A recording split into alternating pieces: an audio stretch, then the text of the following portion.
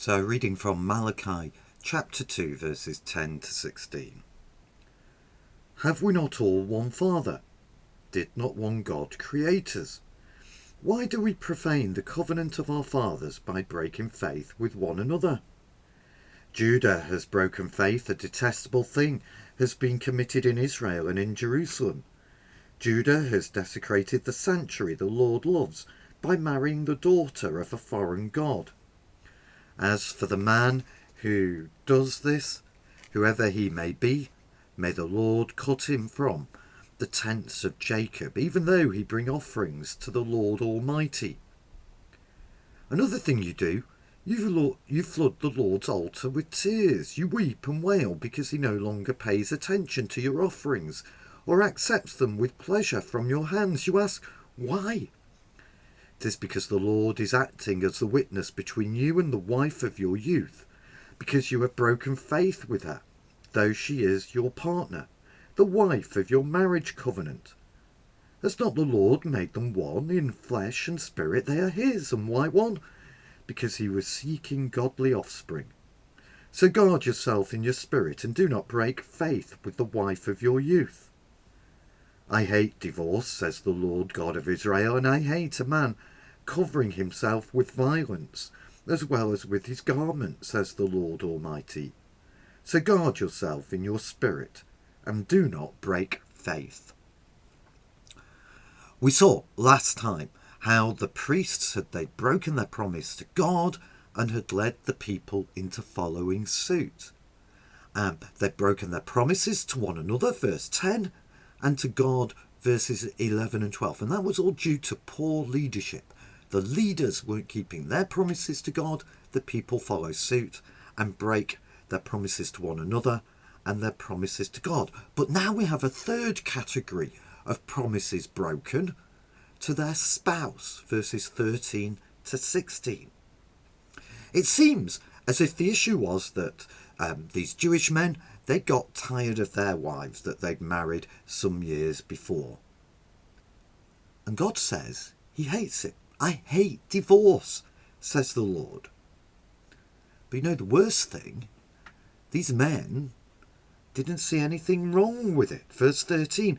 Another thing you do, you flood the Lord's altar with tears, you weep and wail because he no longer pays attention to your offerings or accepts them with pleasure from your hands. And you ask, why? So if you like, these men, they kept going to their worship services, perfectly happy to divorce their wives one day, marry the pagan Egyptian girl down the road the next day, and then worship God in the temple on the Sabbath. They saw no connection between their relationship with God and their relationships with others. So when they come to worship, God's not interested. He won't answer their prayers. Why? Verse 14. It's because the Lord is acting as a witness between you and the wife of your youth, because you have broken faith with her, though she is your marriage partner, the wife of your marriage covenant. And God's verdict on their actions, I hate divorce. So why does God hate divorce so much?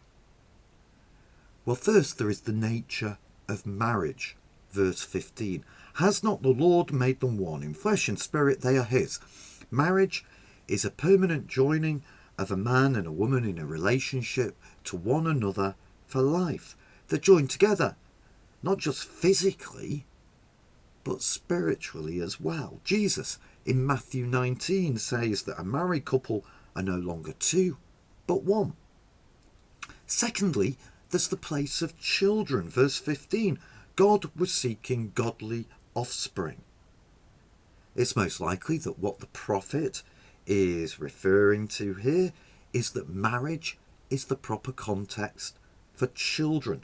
Godly parents bringing up godly children is God's creation blueprint, that children be brought up in a loving family with a committed mother and father. So Malachi shows us God's hatred of divorce. He actually calls it violence. In verse 16, I hate a man's covering himself with violence as well as his garment.